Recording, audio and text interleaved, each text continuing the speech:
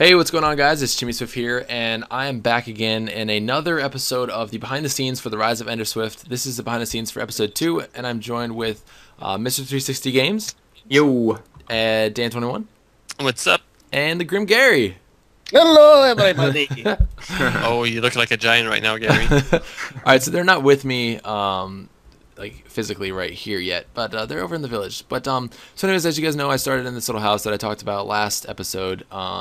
And Jevin built this, and obviously, kind of in the episode, I came out here, yada yada, and ran down here. Now, we built the pathway that you can see out there, and Dan sort of built that bridge and stuff, right?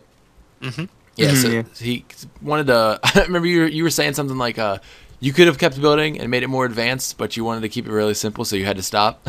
Yeah, that's it. Just like it wouldn't match the village. Yeah. If it was giant and everything. So this is pretty simple little bridge, and then we, Dan and I just sort of filled out this walkway. Dan created these little torches here, and then I'll just cut across the desert like this. Basically, then what we did is we took an actual NPC village that was here already, and I think it was kind of underwater. Like there was a lot of water in the village, which was really weird for it being in the desert. But we plugged it up, brought the road up a little bit, and Dan, then you got this idea. I want you to talk about this a little bit, like for these sort of spires or like craters. So go ahead and just sort of tell us your inspiration idea for that. And I was just looking like at the village from the bridge and everything, and I was like, what could actually happen to that village? Like, why did it get destroyed or really attacked? And I was like, could it be like some falling meteors or like something else that we don't want to talk about yet? But it's like I was saying like just like maybe like lava and like obsidian, and they would just use that to actually attack the village. I think it was a pretty cool idea, and everybody actually joined together to actually create this thing with me. So it was pretty fun. And then Ryan, you had the idea to make this giant ravine. Yeah, first of all, I had the idea for kind of like a ravine to kind of cut through the village, and then we kind of lined it with obsidian just to act like it's kind of spreading over here. And then the house at the end here, obviously, Gary and Dan, you guys worked on this and kind of made it look like, the whole village actually in ruins. Yeah. This house kind of get destroyed, and then we kind of built off this, and you had the little room that was right on the guard tower here. Right. And Gary, you were sort of our destruction expert. Yeah. You were kind of given the task of like destroying stuff. So go ahead and tell me like a little bit about that. Wanted to make an ugly village look pretty again. Yeah. I love that. Oh, good stuff. It's better looking, I think. But yeah, I just to make it look like this thing was just wrecked. Somebody came in here like a football player, just tackled these big. I love like the bits that are actually burning everywhere, like the netherrack that put on fire. It's like trying to think of like any little details, like even how small it is, it makes a big difference. Just like little tiny things like that, just like the fire, which it doesn't really need to be added, but it adds a whole different atmosphere to it once you put those things in there. Right. I think it makes it look more fluid and active. Yeah. Yes. And like Gary, dude, when I walked in that house in the episode when I was recording, I actually walked in this house over here. I obviously hadn't seen it before. I was just like, oh my gosh, like this is totally destructed. And you did a really good job of making like it just sort of looked like this wall just got blown out. It looked nasty. What happened here? It creates a more of a mystery which we're trying to portray in the series. I think it was the guy. It's like, What did you say? It was a who? It was like the Kool-Aid guy. I was like, oh yeah. So then we've got like obviously the room that I misjumped intentionally. I misjumped and fell in the ravine, and then we came into here. Now one of the funny things was we were thinking about this, and we know how you guys nitpick every video that we do. And I was like, look, if I have, because I could jump up here, and I'm like, if I can jump out of here, like.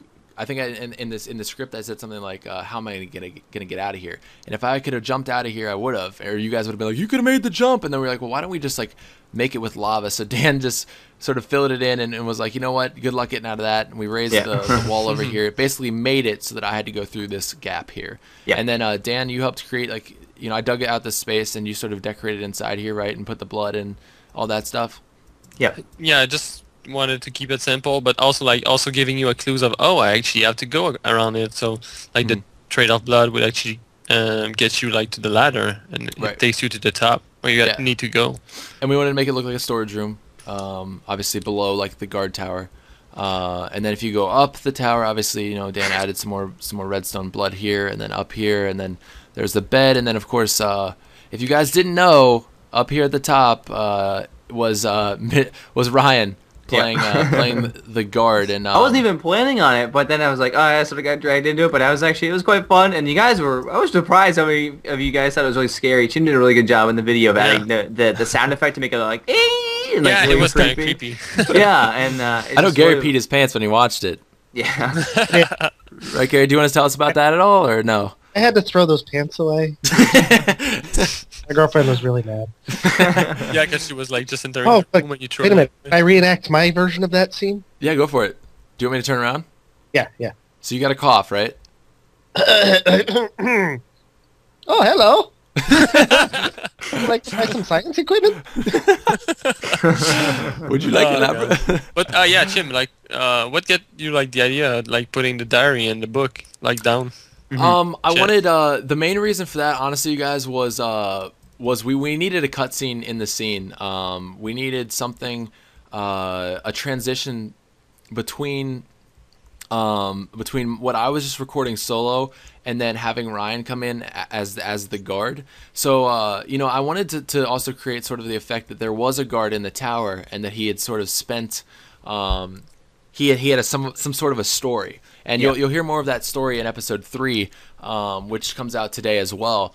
But I wanted to create some sort of like maybe just a little bit of a backstory for a very, very minor character who probably won't even have a name. But just something to the effect of like, hey, something happened. I'm in this tower. I'm sort of locked up. And I thought a diary was the best way to sort of intro that in the second episode. And then the third episode, you're going to kind of get more of that story revealed to you, or that experience, the firsthand experience from the guard. So for the diary, that was really nice because during the first recording, I think you guys had seen in the first behind the scenes, I hated recording live with Jevin listening in. Yeah. Like, that was just weird to me. So for me to be able to record this one solo and then have it come over here, and what I did was I just cut it. Like, I was standing here and I really cut it. is easier, isn't it? Yeah. I cut it. There was nobody on the call. I was good. I was just myself. And then what we did was obviously I edited in the book, the image of the book, which you guys I think noticed was in French. I don't know, Dan, you might have to look at that, but apparently it was in French. I don't know. Image I got off Google Images, so there you go. But yeah, apparently the guard is French, so that's kind of funny. But then then I brought back the recording. We restarted the recording. Skin. Yeah, he's got French skin. So we restarted the recording. And at that point, Ryan was in the call, and then I went up the ladder, and he coughed. And so that was how we set that up. But speaking of the skin, yeah, Dan, like, do you sort of want to give the backstory on the skin there? Yeah, well, basically that skin is the warrior that I was using, because I had a series called Humawa, was like, was hunter, warrior, and a mage. Mm-hmm. And basically this was the warrior skin, and we couldn't find any skin at the late hour we had started to do this project, so I just took that skin and gave it to Ryan so he could actually wear it to save time. And some people actually recognized me because other people were saying, "Hey Dan, it's you at the end of the episode." Nope, it's not me. But yeah, that's pretty much it. I think we actually are about to right now go record the third one. But Gary, is there anything else that you wanted to add to the behind the scenes from last week?